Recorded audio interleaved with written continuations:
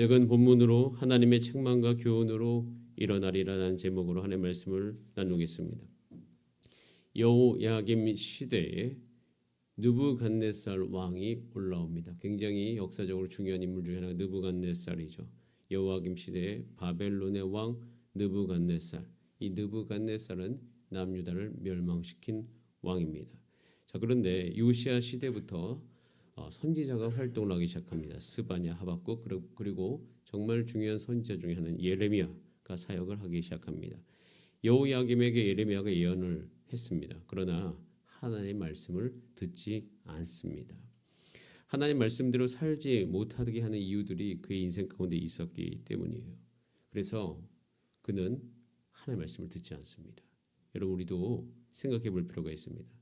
여러분의 삶에도 하나님의 뜻이 지금 있는 줄 믿습니다. 우리 교회에 하나님의 뜻이 있습니다. 언제? 지금, 이 순간. 매일매일 하나님의 뜻이 존재합니다. 그런데 하나님께서 우리 가운데 말씀하십니다. 근데 우리가 듣지 않습니다. 여러분, 듣지 않을 수 있다는 생각을 해보신 적 있으십니까? 여러분, 우리가 우리 삶을 향한 하나님의 말씀의 그 뜻을 발견하는 것이 사실 굉장히 중요한 것입니다. 그것이 우리 인생을 바꿔요. 우리가 간구하고 하나님이 응답하시는 것으로 말미암아 우리 인생이 달라지는 것, 이것도 있지만 훨씬 많은 경우에 하나님께서 우리 가운데 말씀하시는 것으로 말미암아 우리 인생이 달라집니다. 그런데 우리는 많은 경우에 하나님 말씀하신 것을 듣지 못한 채 세월이 흘러갈 때가 참으로도 많습니다. 지금 이 시대, 여호야김 시대부터는 하나님의 말씀을 잘 들어야 돼요. 아주 세밀하게 들어야 됩니다. 듣지 않으면 어떻게 됩니까? 그의 인생의 결과는 비참하기 때문인 것이에요. 여러분, 우리가 훈련을 받으면서 아까도 말씀드렸듯이 말씀을 받지 못한 요소들을 있는지를 살펴봐야 되는데요. 사실 이게 말씀이 쉽지 않습니다. 그래서 말씀을 받아내기 위해서는 우리가 한 가지 태도가 바뀔 게 있는데, 자, 그 태도에 대해서 우리가 살펴보기 위해서 예레미야 30장 12절부터 17절 말씀을 잠깐 한번 살펴보기로 하는데, 예레미야 30장 12절에서 17절에 이렇게 하나님께서 말씀하십니다. 여호와께서 이와 같이 말씀하시느니라. 한번 따라가. 네 상처는 고칠 수 없고 내 부상은 중하도다. 이 말씀이 이스라엘에게 들렸을 때 이스라엘은, 이 왕이 무슨 반응을 했을까요? 어떻게 내 상처, 내 부상, 네가 뭔데 내 상처가 고칠 수 없고 내 부상은 중하다고 이야기하는가? 그럼 하나님께서 혹시 여러분의 인생을 향해서, 여러분의 인격과 여러분의 죄악을 향하여서 네 상처는 고칠 수 없고 네 부상은 중하다고 이야기할 때 아마 이 말씀을 여러분께서 어떻게 받아들이실 수 있습니까? 아마 스쳐 지나갈 수 있습니다. 그런데 때로는 우리 인생의 부부 관계 가운데, 우리 인생의 자녀와의 관계 가운데, 우리 인생의 성도들과의 관계 가운데서 우리가 바뀌지 않아서 우리 삶 가운데 오는 상처와 부상이 날마다 우리 가운데 중할 수 있다는 사실이 있습니다. 그런데 우리는 그것을 외면한 채 그냥 지나갑니다. 그것에 대해서 하나님의 말씀을 들으면 관계가 좋아지고 교회에선 섬김이 일어나고 또 부부관계와 모든 가족관계가 다 고쳐질 수 있음에도 불구하고 그것을 듣지 않습니다. 왜요? 우리는 변하려고 하지 않고 남이 변하려고 하나님께 간구하고 있기 때문인 것이죠. 사실 하나님께서 이스라엘 백성들 가운데 말씀하신 이유는 네가 변하라는 것입니다. 이스라엘이 변해야지 지금 모든 것이 달라지는데, 이스라엘은 본인은 달라지지 않고 다른 사람들을, 이방 민족을 이기려고 하는 것은 하나님의 뜻에 합당하지 않다는 것이에요. 자, 그래서 예레미야 30장 12절 다음에 13절에 이렇게 되어 있습니다. 너의 송사를 처리할 재판관도 없고 내 상처에는 약도 없고 처방도 없도다. 그래서 이스라엘 향해서 그런 태도로 있는 너는 상처에 약도 없고 처방도 없다라고 말씀하고 있습니다. 이것을 때 들을 수 있어야 됩니다. 이때 수술하시는 거거든요, 하나님께서. 그러면 하나님의 수술을 받아들여야 되는데, 그때 우리는 이렇게 기도해요. 주님, 힘듭니다. 어렵습니다. 그런 주님, 나를 수술하여 주시옵소서. 나를 싹 바꿔 주시옵소서. 이렇게 기도할 수 있어야 되는데 그 기도를 못합니다. 그래서 말씀을 읽으면 읽을수록 사실 우리는 하나님 앞에서 하나님의 말씀이 어떻게 내 인격 가운데 스며들기 위해서 몸부림칠 수밖에 없는 거죠. 그래서 이렇게 어려운 말씀이 있는데 그 어려운 말씀 끝에 예레미야 30장 17절에 하나님의 본심을 말씀하세요. 여호와의 말씀이니라. 그들이 쫓겨난 자라 하매 시온을 찾는 자가 없은즉 내가 너의 상처로부터 새살이 돋아나게 하여 너를 고쳐주리라. 하나님께서 이렇게 말씀하신 이유, 약도 없고 처방도 없는 너의 삶. 그런데 이렇게 하는 이유가 뭐냐면 결국 너를 온전하게 해서 너의 그 상처로부터 완전히 새로운 살이 돋아나도록 고쳐주는 과정이에요. 그리고 하나님께서 지금 바벨론을 일으키시고 바벨론을 통해서 이스라엘을 멸망시키시는 이 모든 것은요, 예레미야를 통해서 이미 예언된 것입니다. 그래서 지금 이스라엘 왕들은요, 무슨 이야기를 들어야 되면 너 애굽 왕과 화친하지 말란 이야기를 들어야 돼요. 바벨론에게 항복해라.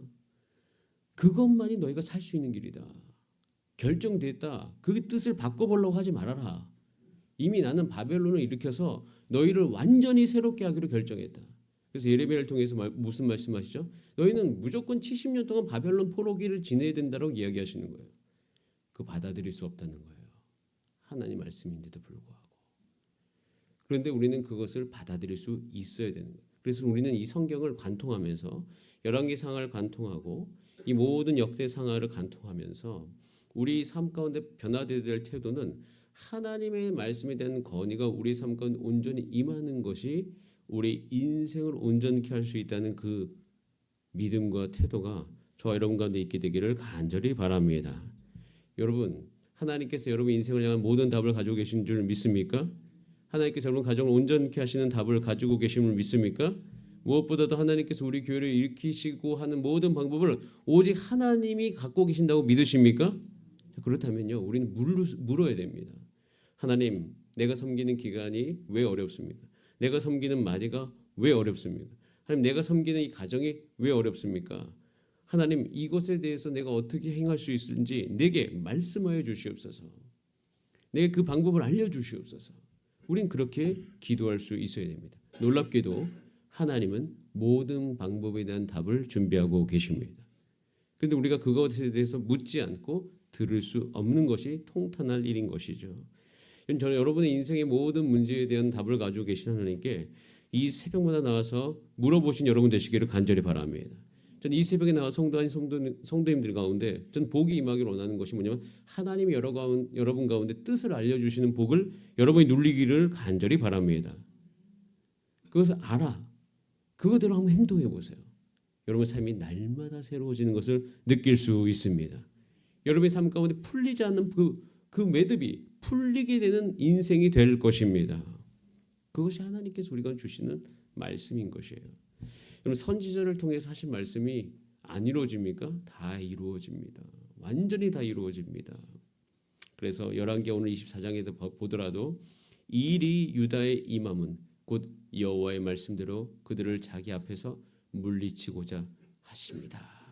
라고 이야기하면서 결국에는 하나님의 뜻대로 다 모든 것이 됩니다. 자, 그런데 문제는 뭐냐면 여호야김은 결국에 하나님의 말씀을 듣지 못하고 인생이 마무리가 돼요. 그 이후에 여호야긴이 대신하여 왕이 되지만 그러나 바벨론을 통한 점령이 이미 예레미야를 통해서 예언이 되었기 때문에 그거 바뀌어요? 안 바뀌어요? 안 바뀝니다.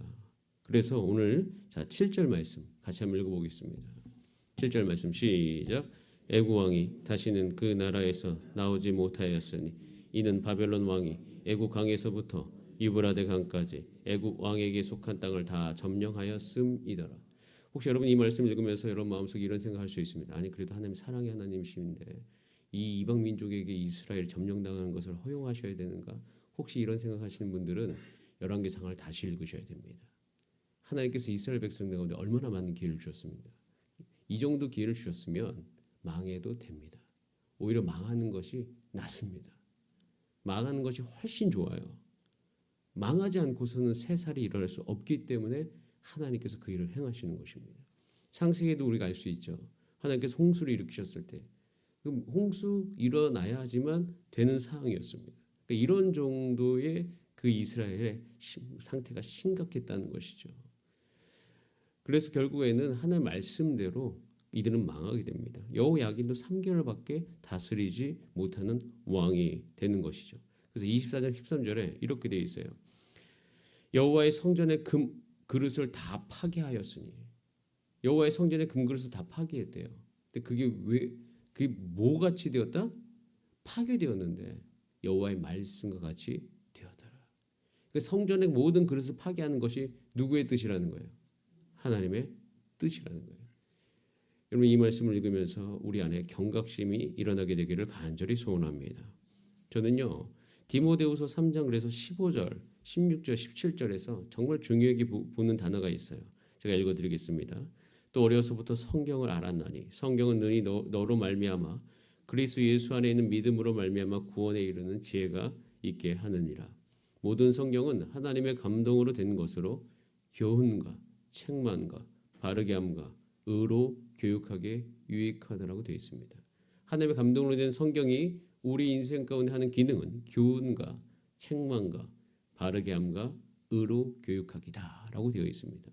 이는 하나님의 사람으로 온전하게 하며 모든 선한 일을 행할 능력을 갖추게 하려 합니다라고 기록이 되어 있습니다. 오늘 열왕기하 24장 15절 여호야긴을 바벨론으로 잡아가고 16절 바벨론으로 잡아가고 계속 이렇게 바벨론으로 잡아가는 모든 사항은 이제 교훈과 책망이 시작된 것입니다. 여러분 교훈과 책망이 여러분 삶 가운데 있을 때 받아들이는 은혜를 누리신 여러분 되시기를 소원합니다. 자 이렇게 교훈과 책망을 다 거치고 나면 하나님 어떤 일이 일어납니까? 예레미야 29장 10절 13절에 이렇게 이야기하고 있습니다. 여호와께서 이와 같이 말씀하시니라. 바벨론에서 70년이 차면 내가 너희를 돌보고 나의 선한 말을 너희에게 성취하여 너희를 이곳으로 돌아오게 하리라. 여호와의 말씀이니라. 너희를 향한 나의 생각을 내가 아나니 평안이요 재앙이 아니니라. 너희에게 미래와 희망을 주는 것이라. 너희는 내게 부르짖으며 내게 와서 기도하면 내가 너희들의 기도를 들을 것이요 너희가 온 마음으로 나를 구하면 나를 찾을 것이요 나를 만나리라 라고 말씀하고 계십니다. 하나님께서 이 모든 상황 속에서 예레미야를 통해서 하신 말씀이 29장에 나와 있는 것이에요. 29장의 이 말을 읽으면 정말 예레미야가 왜 눈물을 흘릴 수밖에 없어요. 왜 자신의 민족이 망해가는 걸 보면서 동시에 하나님 아버지의 아파하는 마음을 같이 느끼면서 하나님께서 이렇게 할 수밖에 없는 그 모든 상황을 그가 이해하면서 이 모든 것을 받아들이고 있는 예레미야의 모습을 볼 수 있어요. 그럼 이 시대에 우리는 이 하나님 아버지의 마음을 잘 알아가게 되기를 간절히 소원합니다. 그래서 여러분 우리가 오늘 기도하셔야 될 것이 있습니다. 하나님 주사랑교회 안에 하나님의 말씀의 권위가 온전하게 회복되게 하여 주시옵소서. 말씀을 듣고 순종하는 사람들이 일어나게 하여 주시옵소서. 이 교회는 하나님의 말씀에 순종하는 자들로만 아버지 하나님의 교회가 잘 만들어질 수 있도록 주님 도와주시옵소서. 하나님 앞에 나와서 말씀의 권위를 인정해서 내 인생 가운데 하나님께서 바르게 함과 교훈과 책망과 이 모든 것이 있는다 할지라도 그것을 받아들일 수 있는 은혜가 그것에 대한 동의가 우리 성도님들 가운데 있게 하여 주시옵소서. 이게 중요합니다. 그렇게 돼야지만 결국 하나님께서 우리를 정말로 쓰시기 원하실 때 하나님께서 쓰시기 편한 사람이 되는 거예요. 여러분 우리는요 하나님께서 쓰시기 편한 사람이 되어야 될 줄 믿습니다. 하나님이 쓰시기 편한 사람이라는 건 딱 두 가지 조건이 있습니다. 하나님 부르시면 그냥 순종하면 됩니다. 두 번째 예수님을 닮아가면 됩니다. 예수님을 따라가면 되는 거예요. 이 두 가지만 하면 되는데 자꾸 자기 생각이 너무 많아요. 우리는 이 새벽을 활용하셔야 됩니다. 저는 이 새벽에 그리고 또 많이 나오게 되길 원하는 것은 하나님의 생각을 덧입는 이 새벽이 될 줄 믿습니다. 그래서 2025년도를 준비하면서 새벽 예배에 대해서 우리 성도님과 도전하기를 이렇게 저는 도전하려고 합니다. 하나님의 생각을 덧입는 새벽 예배. 하나님의 생각이 여러분 생각을 다스리게 되기를 소원합니다. 하나님의 생각이 여러분의 생각을 다스리기 시작할 때 여러분의 인생은 완전히 달라집니다. 여러분의 인생의 열매도 완전하게 달라집니다. 저는 그렇게 저와 여러분을 이끌고 계신 하나님을 신뢰합니다. 자, 그런데 오늘 안타까움이 나오죠. 저는 이 안타까움이 우리 가운데 기도의 동기가 되기를 소원하는데요. 자, 20절 말씀, 우리 마지막 절입니다. 같이 한번 읽어보겠습니다. 시작.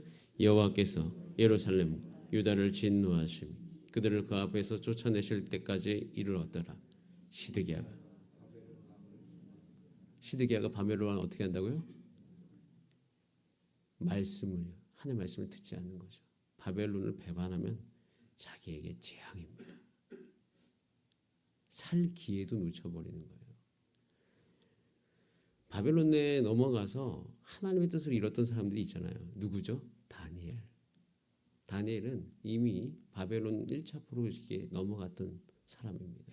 근데 그 다니엘을 통해서 하나님께 바벨론 시기에 여전히 하나님 나라가 살아있음을 보여주잖아요. 하나님을 이때도 신뢰하면 하나님 나라의 빛은 여전히 발할 수 있는 것이에요. 그런데 자기 생각으로만 움직이는 시드기야는 결국에는 비참하게 인생을 마감합니다. 여러분 우리가 오늘 기도합시다. 하나님 내 생각으로 내 인생을 살지 않도록 나를 도와주시옵소서.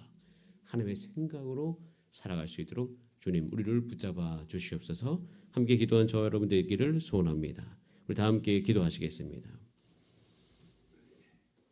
너희는 내게 부르짖으며 내게 와서 기도하면 내가 너희들의 기도를 들을 것이요 너희가 온 마음으로 나를 구하면 나를 찾을 것이요 나를 만나리라. 하나님 우리가 새벽마다 하나님을 만나게 하여 주시옵소서. 하나님 우리 육체의 피곤함보다 더 중요한 것은 하나님을 만나는 것이오니 하나님을 만나 하나님의 뜻을 분별하는 것이 우리 삶의 가장 큰 갈망이 되게 하여 주시옵소서. 우리 다 함께 그것을 위하여서 우리 다 함께 주여 한번 물으신 다음에 합심으로 기도하시겠습니다. 주여 살아계신